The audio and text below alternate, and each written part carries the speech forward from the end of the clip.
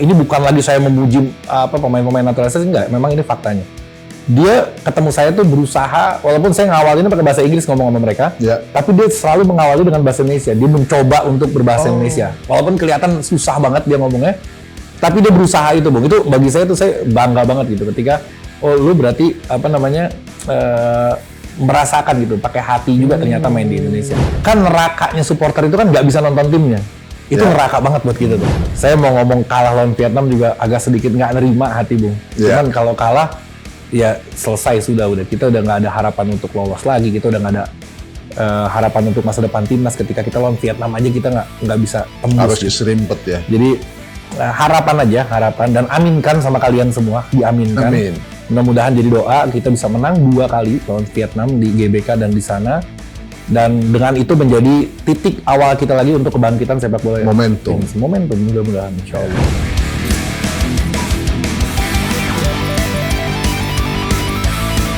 Assalamualaikum, salam sejahtera, salam kebajikan, salam prestasi, salam Sportify. Kali ini bukan di Toel, karena Bung Toel sedang ada panggilan ke Jogja sebagai saksi kasus mafia bola. Maka kali ini programnya, podcastnya menjadi STY, semua teman Yusuf. Dan saya kehadiran Ilan Al-Khatiri, seorang anak muda milenial yang paham banget tentang sepak bola nasional, khususnya timnas. Saya pantau dia di IG sudah lama, dia sudah jadi YouTuber, influencer juga segala macam. Makanya patut saya hadirkan dia di Sportify. Ilan, thank you sudah datang dari Bogor, gerimis-gerimis ke Radio Dalam. Siap. Sehat ya? Sehat, alhamdulillah. Nggak usah tegang lah. Enggak. Justru mau klarifikasi, dibilang ahli, seorang ahli di tim, waduh jauh banget itu. Bukan jauh dari milenial. Jauh dari itu. Ya udah kita buktikan di sini. Saya nggak akan bicara tentang teknis, ya, karena selama ini kan saya kalau memanggil tamu itu yang senior. Pasti. Ya pengamat senior, wartawan senior segala macam. Sekarang yang muda-muda lah. Semua teman Yusuf, STY. Iya benar. Lan, gimana ceritanya Anda kelahiran tahun 1985 ya? Iya. Itu gerbangnya milenial itu tertarik dengan sepak bola nasional. Awal mulanya? Ya, panjang banget ini. Apa yang men-trigger? Di highlight aja. Mungkin dari awalnya karena dari klub lokal dulu kan. Memang kan asli kelahiran Jakarta, tumbuh besar di sana. Otomatis kan kalau di Indonesia kan liga itu kan kedaerahan ya. Kelahiran Jakarta di mana? Di Jakarta Barat. Di mana tuh? Di Krukut. Oke, anak Krukut. Anak Krukut. Terus? Nah kan biasa kan kalau di Indonesia kan kedaerahan kan kenceng banget tuh. Jadi otomatis kita dukung Persija kan. Tim ibu kotanya, tim kotanya. Nah dari situ ya mulai berkembang aja. Terus sampai akhirnya ngikutin sepak bola Persijanya dulu awalnya. Ya iseng-iseng ngebahas tentang Persija, banyak yang suka ternyata, alhamdulillah. Akhirnya dilanjutin dan melebar otomatis pasti ke timnas, karena waktu itu kan banyak juga pemain dari Persija yang ke timnas. Jadi kita bahas dikit-dikit, jadi akhirnya keterusan ke timnas gitu. Walaupun yang Persija tetap ada dibahas juga. Anda pernah ikut SSB juga gitu atau gimana? Nggak juga. Nggak ada. Main bola di jalan aja waktu dulu zaman kecil. Karena memang suka ya. Memang suka bola dari kecil. Sampai akhirnya ke Bogor bagaimana? Bogor kan orang tua yang dari ibu di Bogor. Ilan ini Arab Empang, Bogor. Ya, sekitar situ lah. Oke, tapi menarik. Saya memantau, mengamati IG Anda itu cukup update. Dan sejujurnya sangat menarik informasinya. Dan Anda juga punya eksklusif juga di foto-foto dan video yang Anda tampilkan. Seperti yang terakhir Anda bersama Shane Batinama. Kayaknya itu waktu Piala Asia Qatar ya? Di Qatar, betul. Nah, bagaimana bisa seperti itu? Anda punya sumber foto, gambar yang oke. Sportify. Enggak. Itu kebenaran aja mungkin. Kan kita ada komunitasnya juga mungkin. Di komunitas itu saling berbagi informasi juga. Ada grup-grupnya. Komunitas supporter ya? Komunitas supporter. Terus ya dari macam-macam lah, Bung. Kan kita juga mantau juga akun-akun yang lain. Ya kita saling berbagi informasi. Makanya kita suka agak lebih cepat. Sebenarnya banyak yang lebih cepat lagi. Banyak yang lebih cepat. Bahkan saya pun banyak mengikuti beberapa akun yang memang dia informasinya lebih akurat, lebih dalam lagi. Dan banyak banget itu di Indonesia. Nah, di The Jack sendiri, karena Anda sebut tadi Persija, Iya. Anda sebagai pengurus. Nah, saya member aja, anggota aja, nggak masuk ke pengurus, jadi ya penikmat aja, penonton aja. Penikmat, Ya, nggak masuk ke kepengurusan. Penikmat yang pengamat. Penikmat yang mengamati. Oke. Awalnya hobi aja, Bung. Berangkat dari hobi. Berangkat dari hobi, memang awalnya mungkin doyan ngomong, kayak Tapi kita bikin video. Anda punya followers, punya subscriber lumayan banyak lah. Lumayan lah. Lumayan. Alhamdulillah. Nah, maka dari itu saya mau tanya Anda sebagai seorang generasi milenial melihat timnas sekarang dan juga PSSI. Mungkin yang pertama PSSI-nya dulu kali ya. Karena bagaimanapun perspektif sudut pandang saya yang generasi X dengan Anda itu kan beda. Tapi pasti Anda mengikuti sejarah perjalanan sepak bola nasional. Anda melihat bagaimana PSSI sekarang? Ini sebelum menjawab nih Bung, ini kursi panas ini Bung.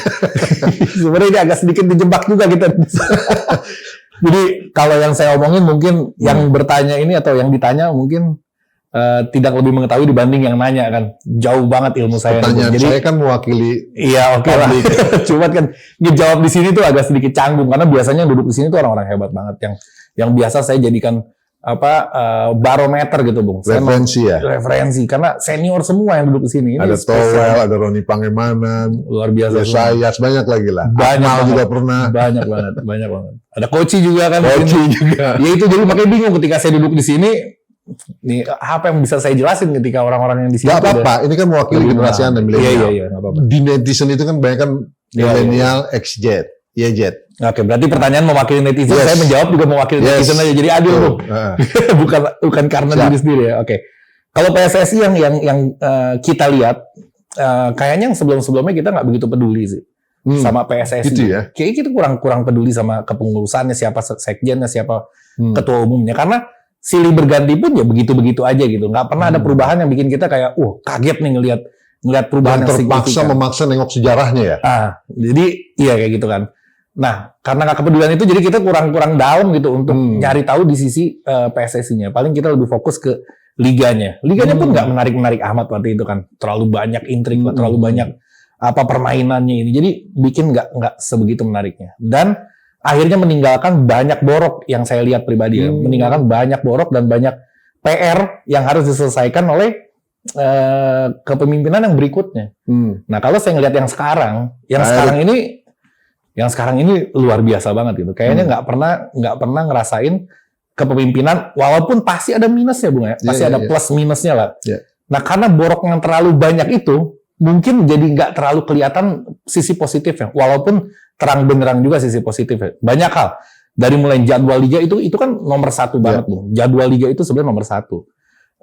Dari mulai naturalisasi yang banyak pemain-pemain yang didatangkan ke Indonesia. Kalau saya memang kebetulan pro banget tuh dengan naturalisasi. Iya, nanti mungkin kita bahas lebih lanjut ya. Terus kayak banyak banget deh yang digerakin. Memang kayak orang nanya lagi kan, akademi belum jalan, sepak bola putri belum jalan, wasit belum jalan. Itu yang saya bilang tadi, terlalu banyak borok dan PR-nya itu, maka dia nggak bisa dalam waktu satu periode mungkin untuk menyelesaikan itu semua, walaupun berprogres. Dan kita ngelihat grafik itu bagus banget. Kalau saya ngelihatnya di kepemimpinan sekarang kayak gitu. Kalau yang sebelumnya saya balik lagi, kayak kurang peduli deh. Kurang peduli. Ya, kesimpulannya Anda tidak terpanggil, tidak terpaksa dan merasa penting, quote unquote, menengok sejarah lalu karena memang flat dan terlupakan dengan kebaikan yang sekarang gitu. Jadi kita udah ketutup. Jadi kita mau ngapain inget-inget yang jelek-jelek kan biasa kan kita kalau dalam kehidupan gitu Bung. Iya. Kita ngapain ingetin yang jelek sih? Kita udah tatap yang ke depan aja yang udah bagus gitu. Nah, begitu Anda melek bola, kepengurusannya juga moncer baru dalam hal ini Pak Erick Thohir. Ada naturalisasi di sana. Luar biasa itu. Ada kemewahan yang luar biasa. Nah, itu memukau Anda. Itu sangat memukau generasi Anda. Walaupun saya ngalamin beberapa periode. Bisa Anda simpulkan gitu nggak? Generasi Anda sangat persis begitu. Termasuk di generasi YZ. Ya, seperti itu. Kemungkinan gitu. Apalagi yang sekarang ya. Yang sekarang kan nggak ngelihat yang sebelumnya. Kalau kita kan ngelihat yang sebelumnya. Justru kita lebih kaget lagi karena kita bisa ngebandingin sama yang sebelumnya. Jadi yang sekarang tuh bagi saya tuh lebih hebat karena ada perbandingannya yang sebelumnya gitu. Kata anak-anak sekarang yang generasi mungkin anak-anak saya naikkan dikit tuh, dia ngeliat yang udah bagus ya, dia nggak tahu kalau bahwa yang sebelumnya itu ada yang nggak sebagus sekarang gitu. Kalau kita kan kayaknya bagus banget karena ada perbandingan. Kan ada isu begini, ada catatan seperti ini, Lan. Yang namanya achievement prestasi sepak bola sebuah negara itu kan ada pilar-pilarnya. Dari mulai pembinaan usia dini, kemudian digulirkannya kompetisi yang baik dan benar, kemudian pembentukan timnas. Nah, barulah kita berharap prestasi dan juara gitu loh. Nah, Anda melihat nih 4 pilar ini dari mulai usia dini itu saat ini di bawah kepemimpinan Pak Erick Thohir itu seperti apa? Nah, itu dia. Walaupun kepemimpinan Pak Erick Thohir baru 1 tahun lebih sedikit lah ya. Kayaknya itu belum tersentuh ya.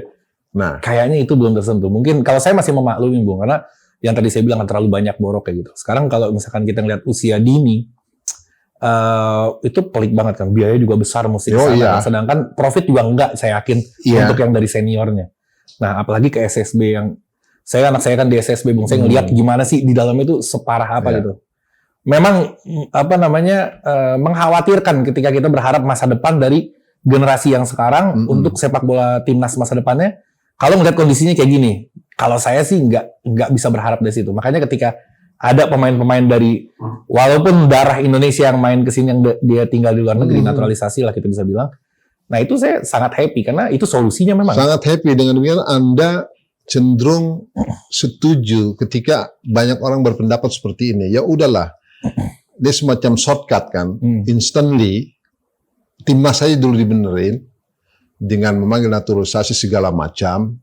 Karena kan prestasi itu kan lewatnya dari timnas, ya kan lahirnya gitu loh.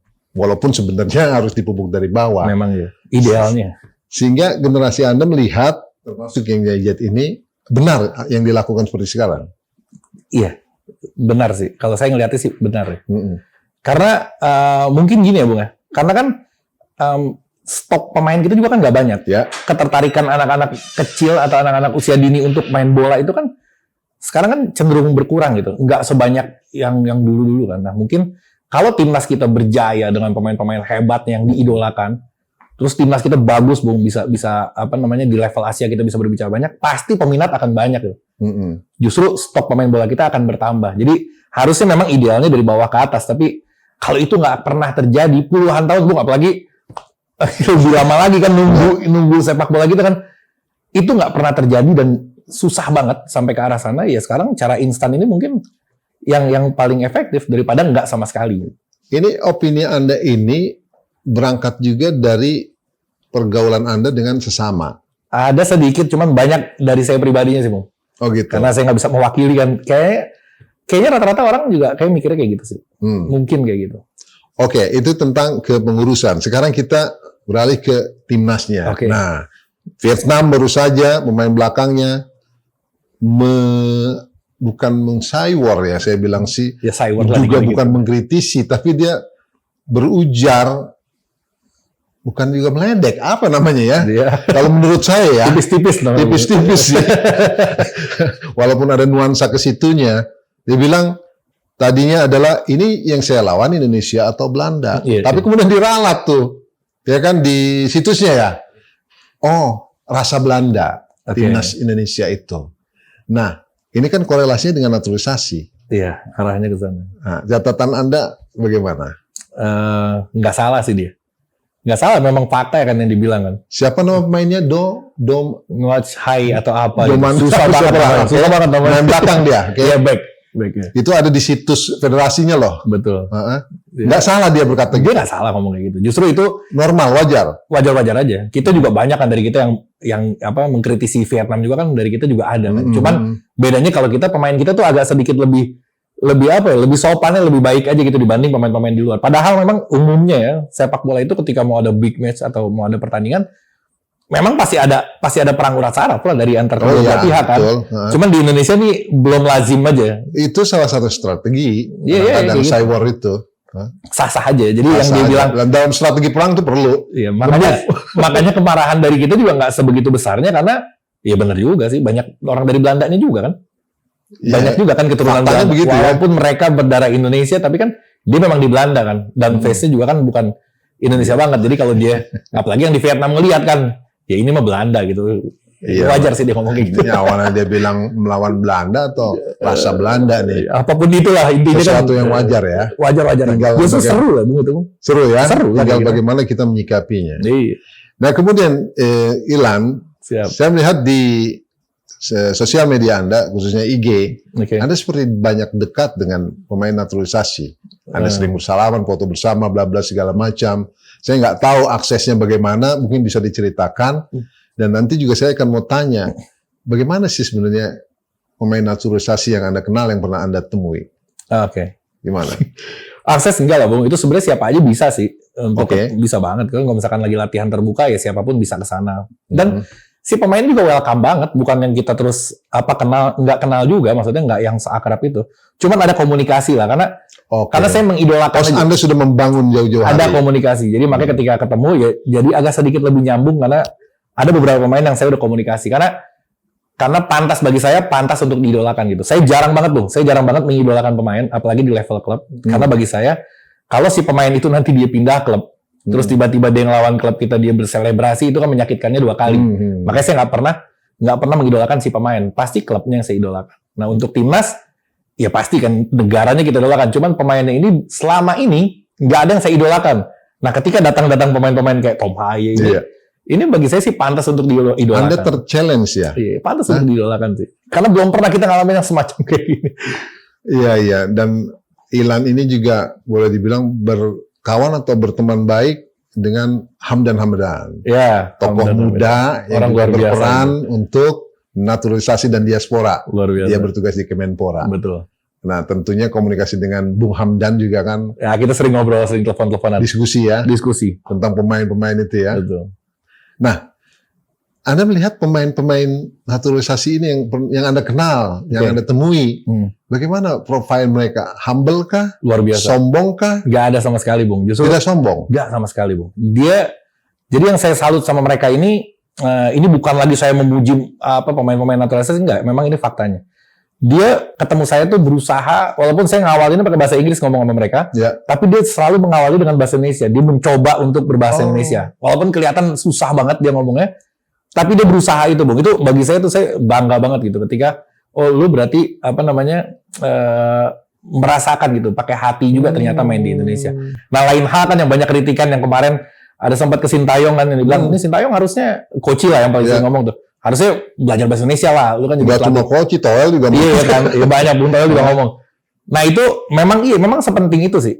Memang berbahasa Indonesia tuh sepenting itu karena kita tuh ngerasanya dapat feel-nya ketika dia ada niat. Hampir semua rata-rata pemain naturalisasi itu yang Anda pernah temui berusaha untuk ngomong bahasa Indonesia. Enggak semua sih, cuman ada beberapa. Mayoritas. Sandy Walsh yang paling luar biasa. Sandy Walsh bahkan dia kan punya channel YouTube, Bung. Itu selalu diawali dengan bahasa Indonesia setiap openingnya dia. Selamat malam semuanya, apa kabar? Saya Sandy Walsh. Sampai walaupun sekedar greeting ya. Iya, walaupun sekedar. Tapi dia, ya itulah, itu humble dan ketemu nggak ada sombong-sombongnya, Bu. Oke. Itu dia kan kita stop gitu kan, kita mau salaman, kita mau foto segala macam. Bahkan dia nggak yang foto terus tinggalin, dia sambil natap juga. Saya ngobrol sepatah dua patah kata terus dia bilang pamit, gue mesti ke bis, dia berangkat. Rata-rata kayak gitu semua. Oke. Baik banget, Bung, luar biasa, baik banget. Ada cerita nggak tentang pemain yang justru non naturalisasi? Apa nih pemain-pemain lokalnya? Nah itu nggak tahu deh. Saya ada beberapa memang yang cuma lewat aja, apa dia nggak ngelihat atau mungkin sayanya yang kepedean atau dia nggak suka sama saya mungkin karena saya beberapa kali di Instagram. Nggak, Anda mengamati ada nggak kecemburuan pemain-pemain? Oh, kecemburuan. Saya sebutnya non naturalisasi, bukan main lokal. Ya lokal kan berarti artinya. Ada nggak kecemburuan gitu? Mentang-mentang dia look like bule atau from abroad segala macam. Ya kita nggak tahu hati orang ya. Tapi normalnya ya manusiawi sih harusnya ada sih. Kayaknya ada sih. gitu. Tapi nggak tahu ya, nggak tahu. Tapi kalau mungkin saya sebagai pemain tiba-tiba posisi terancam karena ada orang datang baru ya mungkin ada lah bonus manusiawi ya. Manusiawi aja. Nggak Anda temuin, Anda amati juga. Dia baur banget. Baur ya. Baur banget. Ya karena itu juga menjadi rasa penasaran publik. Nah itu dia harusnya pinter-pinternya si staff atau pelatih atau manajer timnas yang harus bisa membaurkan. Kan makanya kerennya tuh ada aturan yang kalau misalkan dia makan itu harus digilir kan posisi-posisinya tuh. Jadi nggak boleh pemain naturalisasi sendiri, pemain lokal sendiri. Itu kayaknya di timnas kita diatur, ada aturannya yang mereka harus bareng dan harus pindah, harus pindah rotasi ya? Di rotasi. Setiap makan, gitu? Iya ada aturan kayak gitu. Itu langkah. Protokolnya ya? Ada protokol nggak tertulis ya? Iya. Oh, oke. Itu luar biasa banget deh. Itu jadi nggak boleh lu mentang-mentang naturalisasi lu di sini. Cuman beberapa kali kita ngeliat video, ya agak sedikit misah ya. Agak sedikit misah. Kalau misalkan dia lagi di, waktu itu di mana tuh? Lagi di, saya lupa negaranya apa tuh. Mereka jalan, ya mereka aja tuh. Mungkin karena ngobrolnya nyambung bahasanya kali. Okay. Atau mungkin pemain-pemain kita kendala di bahasa Inggris, mungkin jadi sulit untuk ngobrol. Cuma beberapa kayak Marcelino membaur banget. Sadi Ramdhani membaur banget. Beberapa pemain membaur banget. Selain waktu Piala Asia Qatar Anda intens hadir di antara mereka, di mana lagi pernah, Lan? Untuk dengan pemain timnas? Saya jarang ya. Saya nggak pernah bahkan sebelum pemain-pemain ini datang ya. Paling ke latihan-latihannya aja, datang ke tempat latihan. Tapi yang di Piala Asia Qatar memang Anda datang sengaja ke sana. Seperti partisipatif langsung ya? Langsung datang. Ya, memang niat untuk nonton pemain-pemain ini karena ada harapan loh. Karena saya ngeliatnya ada harapan gitu. Ya. Jadi dan Anda juga kan mengirim video, mengupload video tentang bagaimana supporter Indonesia di sana kan. Luar biasa. Nangis itu. Bisa diceritakan sedikit. Supporter Indonesia ya. Waktu Piala Asia kemarin. Jadi memang dia udah ada komunitinya, orang Indonesia di Qatar, para pekerja Bung. Memang rata-rata mungkin suka sepak bola atau sebagian besar nggak ngerti sepak bola mungkin. Tapi dengan adanya Piala Asia ini, Indonesia mau datang, dia bentuk tuh satu komunitas Ultras Garuda Qatar. Oke, Ultras Garuda Qatar. Iya, cabang Qatar. Jadi semua orang Indonesia di Qatar itu membaur bergabung ke situ dan hebohnya tuh nggak kalah, Bung. Saya merinding berkali-kali ngelihat orang-orang Indonesia di sana, antusiasnya yang seperti di negeri sendiri ya. Luar biasa. Dia bawa drum, waduh, parah Bang. Itu puncaknya ketika lolos 16 besar ya. Iya. Nah itu saya udah pulang tuh kebenaran. Oh enggak, pada saat itu enggak pulang? Enggak. Saya pas lagi setelah lawan Vietnam, saya pulang. Ada acara di Indonesia. Tadinya mau lanjut ke lawan Jepang, cuman nggak bisa. Jadi pas merasakan euforia itunya udah nggak ada lagi. Jadi di sana tuh Bung setiap habis pertandingan, jadi kayak ada satu kotanya. Kalau kita di Jakarta mungkin Monasnya kali. Jadi alun-alunnya. Nah itu siapapun timnya selalu ke sana. Irak yang main ke sana, ini yang main ke sana. Nah ketika Indonesia itu main, kumpul di sana dan Indonesia kan selalu beda Bung dibanding yang lain. Biasanya cuma nyanyi-nyanyi, lompat-lompat satu titik. Nih Indonesia dia pawai keliling di seluruh keramaian. Jadi itu parade ya. Parade dan orang-orang yang bikin saya merinding itu di situ. Banyak orang-orang dari Palestina yang ikut gabung ke Indonesia. Padahal banyak negara di situ merayakan, itu orang Palestina nggak gabung ke sana. Ditanya, kenapa lu bisa gabung ke sini? Dia nyanyi pakai bendera Palestina. Dan hari itu Palestina moncer ya? Lagi, dan Indonesia dukungannya kan luar biasa ke sana. Nah itu, dia bilang memang ada kedekatan antara Indonesia dan Palestina. Ada kedekatan, ada sentimen politik segala macam jadi satu. Itu keren banget. Nggak bisa diungkapkan orang-orang Indonesia yang di sana, saya salut banget sih. Luar biasa. Dia sampai ngambil cuti lah, dia libur, dia nggak kerja hanya untuk nonton timnas. Luar biasa. Ilan, tadi Anda sedikit menyebut tentang kompetisi kita. Pasti Anda ngikutin dong. Ya kan? Nah, catatan Anda sebagai pengamat muda, bagaimana? Memang banyak carut-marutnya, banyak lukanya lah, banyak boroknya. Gimana? Liga yang sekarang tahun ini ya, dengan Champion Series yang 4 besar diadu lagi itu kayaknya nggak banget ya. Kan Liga 1 4 besar diadu lagi. Ya, itu kayaknya nggak banget gitu. Karena apa? Karena biasanya tuh serunya klasemen pertama itu jadi nggak berasa lagi karena semua orang targetnya cuma di 4 besar gitu. Feel-nya kurang dapat. Jadi itu aturan yang bagi saya tuh harusnya sih nggak ada begitu. Sama yang kedua ada aturan yang U23 wajib dimainkan. Sebenarnya memang bagus untuk si anak-anak muda ini supaya dia ada kompetisi yang rutin. Tapi di lain sisi mungkin mengganggu si klub itu sendiri. Karena ketika contoh lah, ada Persija, ada Persib, ada Persebaya mungkin. Ini punya pemain U23 yang memang hebat-hebat, yang langganan timnas misalkan. Tapi kan ada tim-tim lain yang U23-nya biasa aja pemainnya. Oh iya, nggak merata. Kalau dia diwajibkan untuk memainkan si U23, walaupun si anak ini nanti nggak sesuai skema pelatih, tapi aturannya harus memainkan, itu kan bisa jadi kacau. Misalkan di menit 60 atau menit 70, menit krusial, karena aturan harus dimainkan, ternyata ini anak nggak siap, jadi blunder.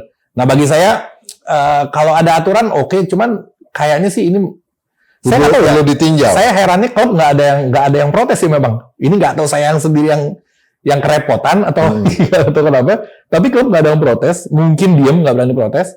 Tapi nggak ideal ketika intervensi terlalu tinggi dari PSSI ke level klub. Bagi saya udah intervensi ke sisi teknis di lapangan itu. Harus memainkan itu kan intervensi. Kalau saya ngelihatnya kayak jadi gitu.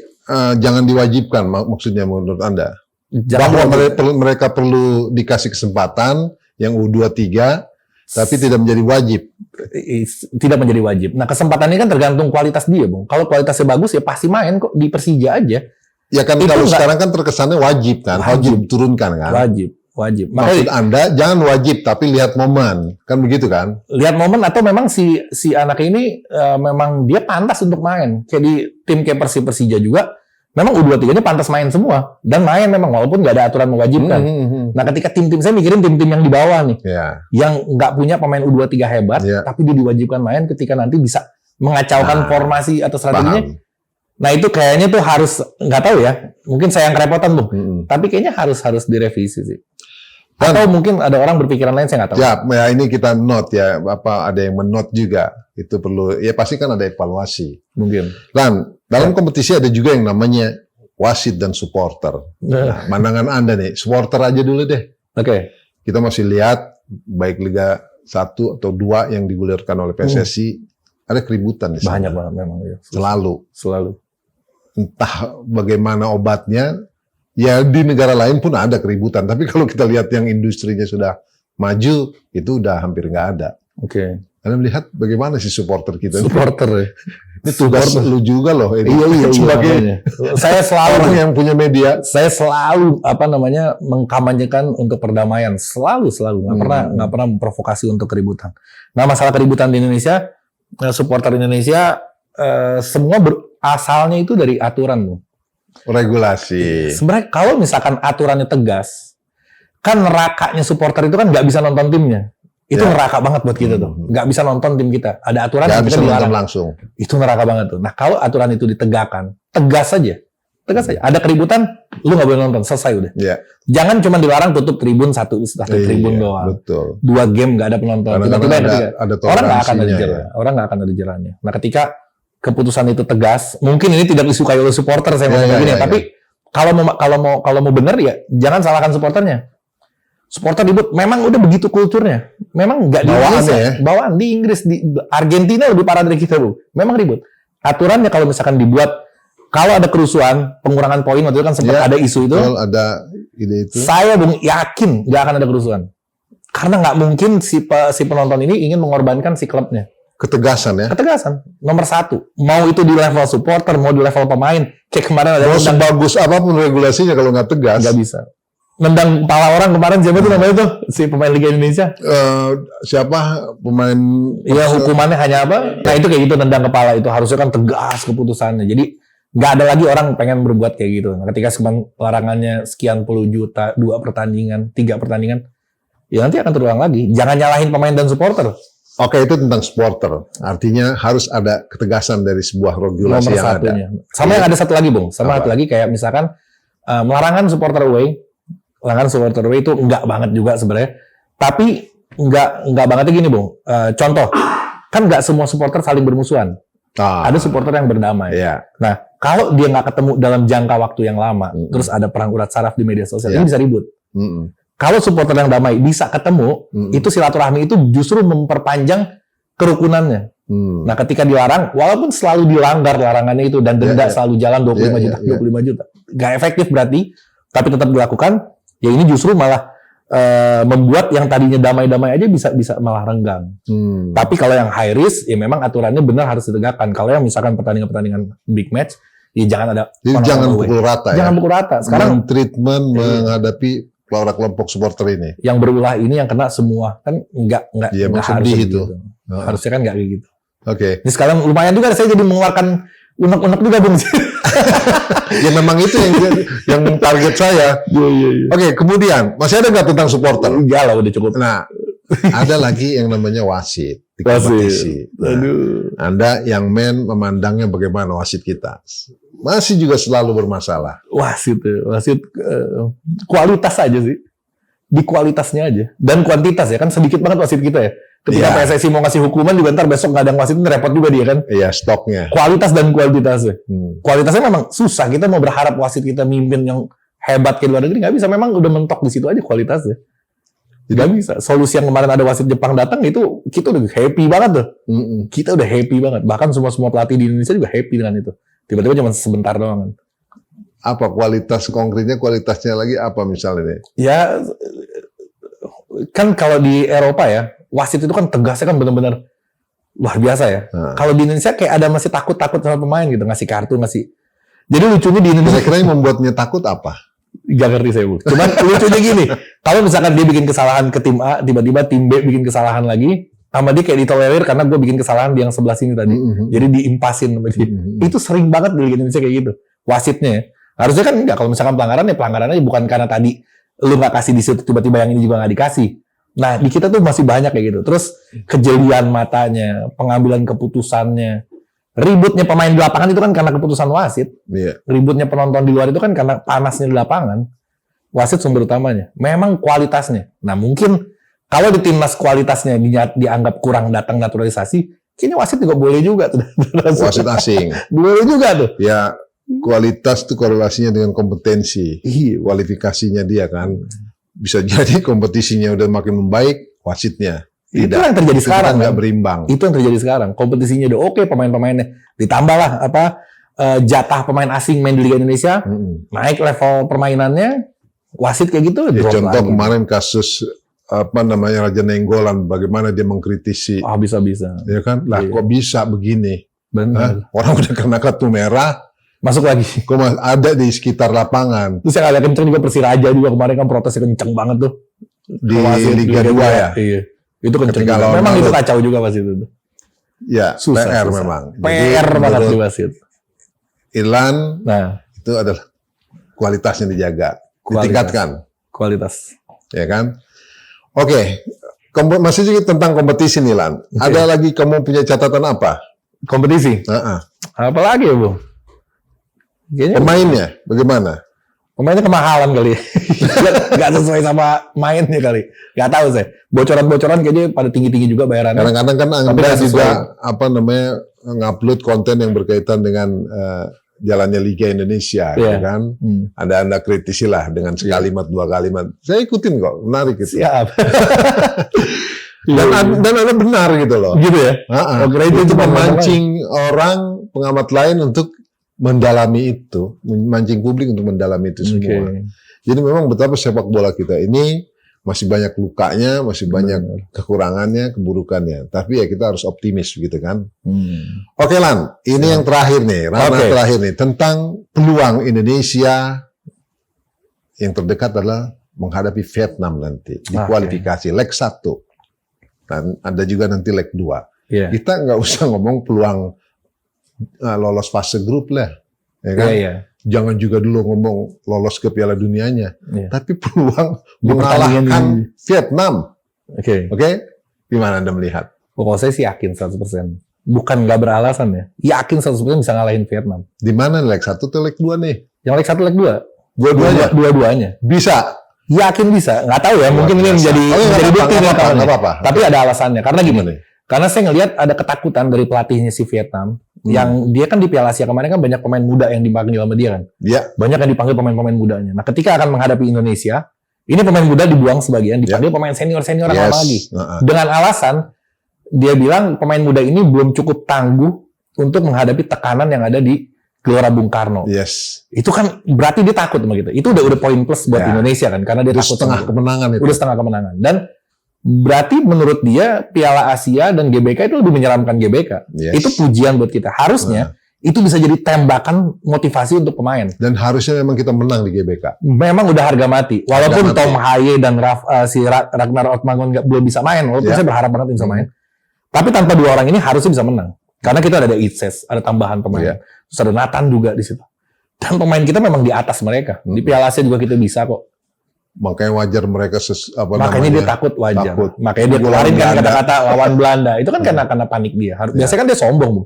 Biasanya kan kalimat-kalimat dia sombong. Ini kalimat-kalimat dia menurut saya waspada. Dia kalimat waspada itu.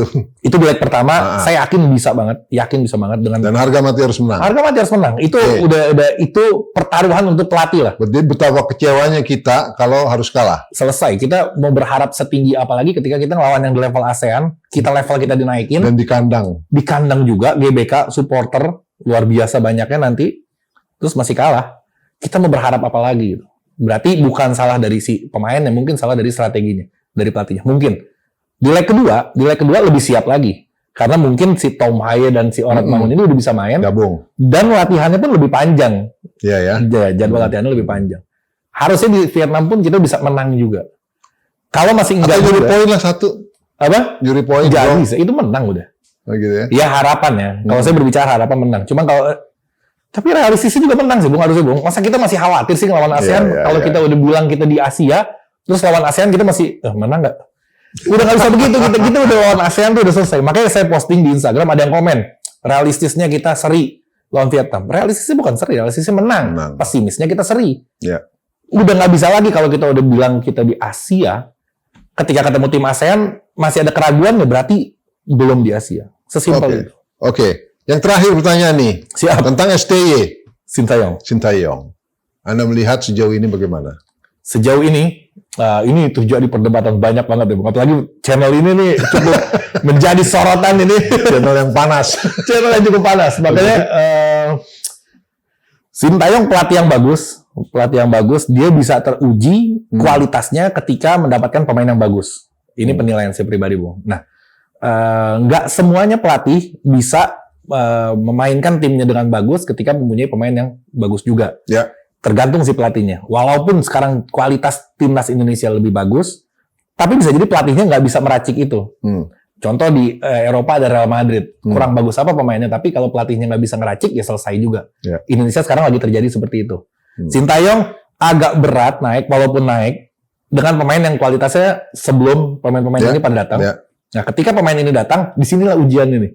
Bisa nggak dia naikin levelnya? Kalau naik levelnya, berarti oke ini pelatih. Tapi kalau misalkan tiba-tiba nggak signifikan, berarti nggak ada pengaruhnya strategi dia. Bisa aja siapa aja untuk jadi pelatih dengan pemain yang ada gitu. Nah, naiknya harus 2 kali lipat dibanding sebelumnya.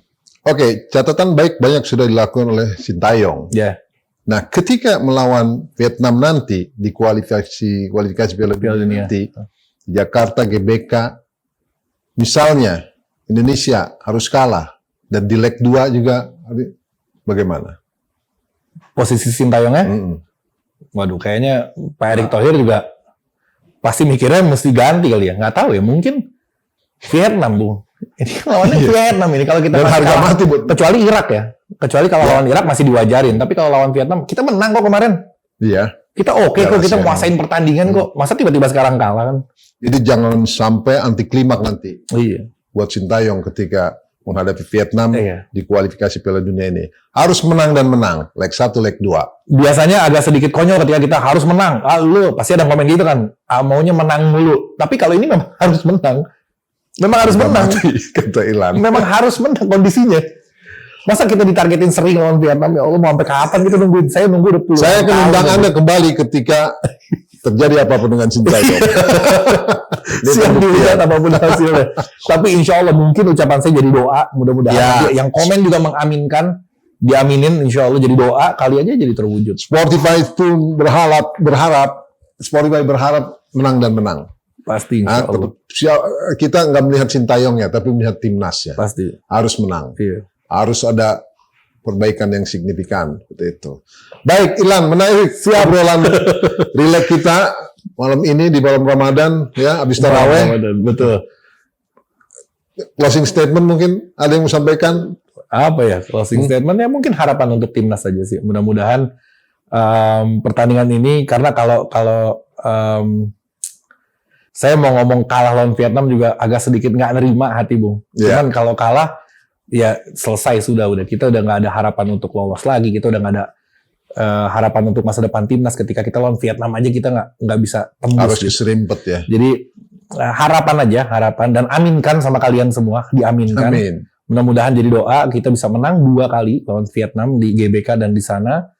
Dan dengan itu menjadi titik awal kita lagi untuk kebangkitan sepak bola. Momentum mudah-mudahan insya Allah. Insya Allah. Insya Allah. Terima kasih Ilan Al-Katiri atas pendapatnya, komentarnya di Spotify. Siap. Saya berjanji, Insya Allah Ilan akan menjadi host di sini. Amin. Ini pemanasan buat dia. Karena Spotify juga perlu yang muda-muda. Ya, melulu saya, Boy Noya yang memang sudah Gen X berusia. Tapi itu yang berilmu semua, itu yang matematika. Kita harus padukan. Nanti juga saya akan cari lagi yang muda-muda. Siap. Spotify sampai di sini. Terima kasih atas perhatiannya. Semoga informasi ini bermanfaat buat kalian. Semoga. Buat yang puasa, selamat menjalankan ibadah puasa. Semoga amal ibadah kita makin meningkat dan keselamatan buat kita semua, ya. Amin. Di bulan Ramadan ini.